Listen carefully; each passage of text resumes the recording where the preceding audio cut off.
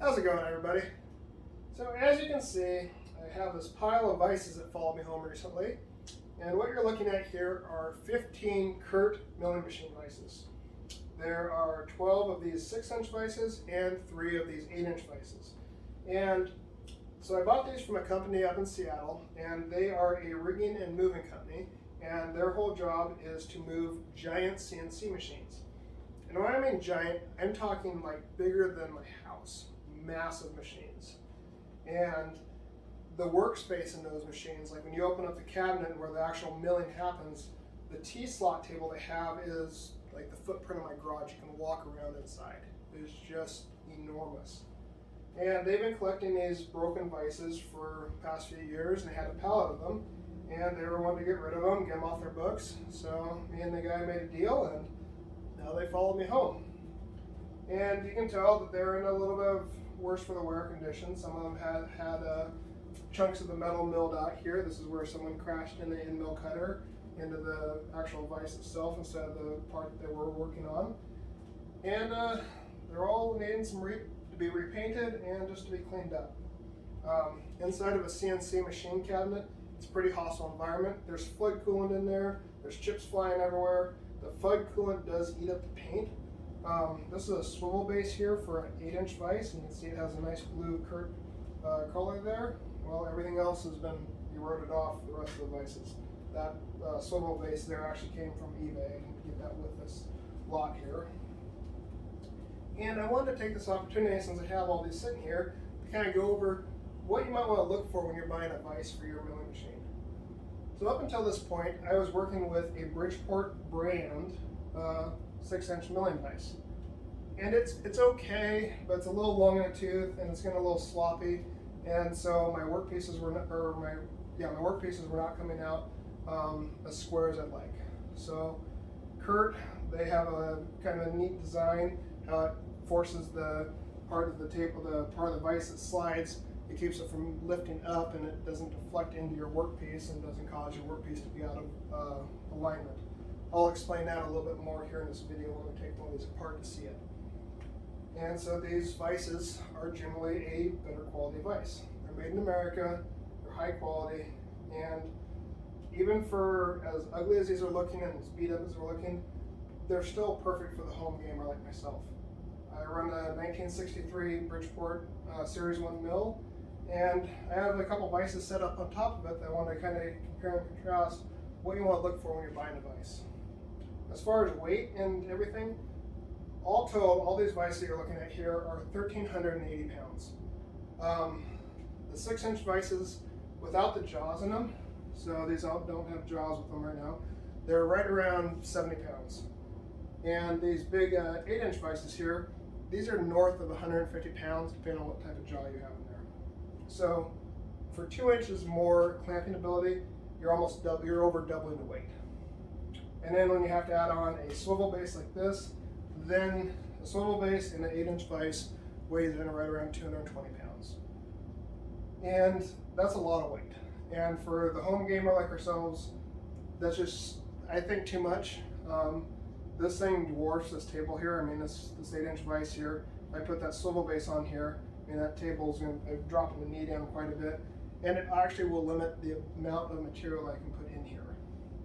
And if I do need a longer jaws, I can build jaws out of some stock steel, drill holes in them that will mate up to these the jaws of the 6-inch vise, and that will give me more work holding ability. So there is options out there, and the biggest turnoff that I have for these 8-inch vices for these Bridgeport style mills is the weight. Not because the mill can't take it, but if I have to take this on and off, probably gonna be pulling out my engine hoist. I don't have an overhead crane right where this mill sits. And if I try to just pick this up and heave-ho it off, I can do it until something gives out in my back. So probably want to avoid doing that. You know, you don't need to have your hobby cause you an injury that's going to put you out of work. As far as mounting these vices, this is another issue with having a big vise like an 8-inch here. This is the only direction that I can mount this 8-inch vise onto this Bridgeport table, because if I was to turn it 90 degrees, these tabs where you would put the bolts that bolt the vise to the table, one of them would be hanging off the table quite a bit. And so I would not be able to securely bolt this down with just one bolt. And you're actually going to run into that same issue with these 6-inch vices. So these little wings out here, if you turn the 6-inch vise sideways, same thing, it would hang off the table. They have this one vise here that, as you can see, these tabs where you put the bolts to hold it down to the table, they're recessed under the vise. That means I can bolt it going this way, or I can make it perpendicular to the table and put bolts in here, and I don't have to add a swivel base. Now, swivel bases aren't a bad thing necessarily, but it does invite more chances of vibration and taking your workpiece just a little bit out of alignment, not out of alignment I'd say, but if your vise is perfectly level like this mounted to the table, and then you add a swivel base underneath of it, it can add some deflection in there if that swivel base is not ground perfectly. So you're just inviting more chance of error into your workpiece. So being able to mount the vise directly to the table, usually the best way to go. And for 90% of what you do, you can have a vise just sitting like this, front to back, hanging off a little bit on the front and the back side, and it'll work just fine. But if you want the versatility, if you're doing longer parts, sometimes you may move that vise around.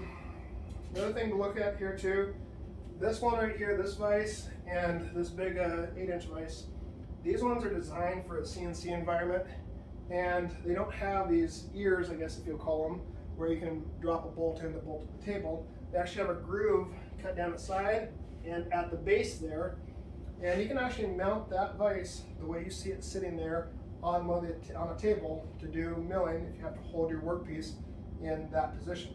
So it allows some versatility.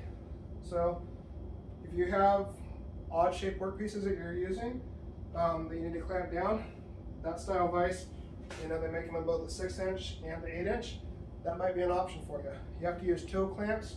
You can't just bolt it directly through these tabs to the table, but there are options out there. As far as these 6-inch vices here, they're all relatively the same. There's a little bit of variance in the, the carriage bolt that moves it back and forth.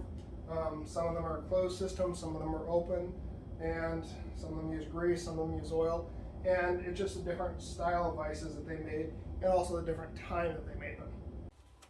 So here we are at the Bridgeport, and these are the 4 vices I have laid out here to kind of show you the differences in size and style. This is the Bridgeport brand.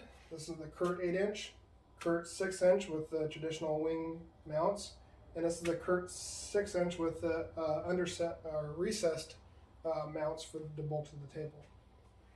Now, what makes these 2 vices here different is this Curt, when you're putting force into it, it is driving this movable vise head down into the vise itself. So let me explain that a little bit better. Pull off the jaw here, set that off the side. And I already have this loosened here the way you tighten this sliding vise jaw or vise head assembly to the vise here is through the set screw. It's already loose. And this is what you have here. You have, here's another one that's out of a different vise that I'm tearing apart currently. But this is what you'll see. This is this part right here, just out of the machine. So as this is driving forward, you have this 45-degree cut right here, and there's an equal matching 45-degree cut in here. So these two lock into each other, and when you put all this force into this screw here, it is driving this head, this movable head, down because of this design of these two 45-degree angles. So that keeps the movable head here from lifting up and back. So, because whenever you're putting a ton of force on 2 jaws, say this is your movable jaw, you put a whole bunch of force on it, so you want to tilt back and lift up. And that knocks your part out of square. Where when you have a 45-degree angle here and a 45-degree angle here, it's driving all that force down and it's preventing that torquing up. So this is what the nut for lack of better terms. This is the nut. You have the shaft right here that goes in, and this is what screws it in and out. Also in here, you have this little half moon ball bearing.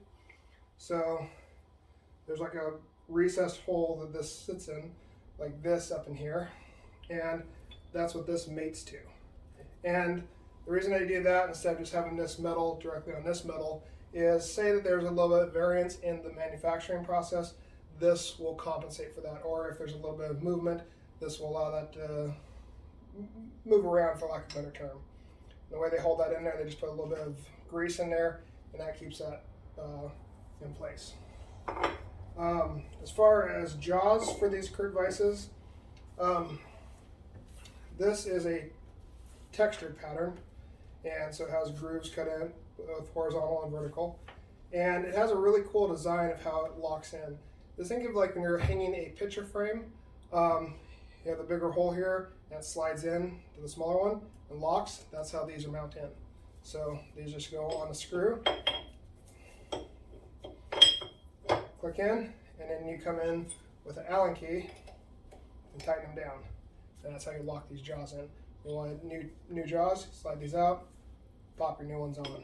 There is a myriad of jaws you can get for these Kurt vises. Not going to say that I'm going to use the textured all that much, because you're putting a ton of force when you're clamping parts in to be doing a milling process, that you will imprint this pattern into your part that you're working on. This is hardened steel, probably high-speed steel, so all the stuff that I work with at least is usually mild steel, so I don't want to have this imprinted on there, so I'm going to get myself a pair of flat jaws for these 6-inch vices here. What we'll do here is we'll take these, put this back together, and I'll give you kind of an example of mounting these vices and some of the issues that you'll have with them. So this Bridgeport style, just so I can kind of address what makes this less rigid than this, is you have this overhang here. This top plate has an overhang, and this movable jaw here has basically a C-channel that clamps onto this overhang, and you just tighten up this bottom gib, for lack of better terms, and that's what slides this back and forth. But when you put a whole bunch of force on here, it'll actually lift up and back, and it's only a couple thousandths, but it's enough to knock out your part out of square. So this moving back is why this is a less desirable vise than these vices. So I'll remove this one and kind of show you how this one size-wise is difficult to mount without a swivel base.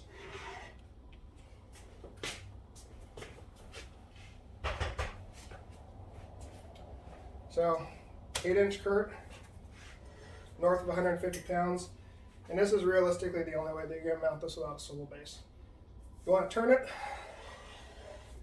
we'll get this lined up here on this T-slot, so I'd be able to get a bolt in on that side, but over here, I'm a full finger's length in of hangover along this whole side here. So there's no good way to mount this sideways without a swivel base, and that adds, I'm guessing, but maybe 80 pounds. Then we're going to move over to the 6-inch vise. Same issue.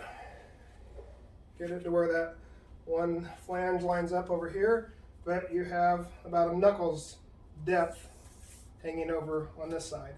So this one will also need a swivel base for your just typical Bridgeport style table. Now we have this one, which has the recessed.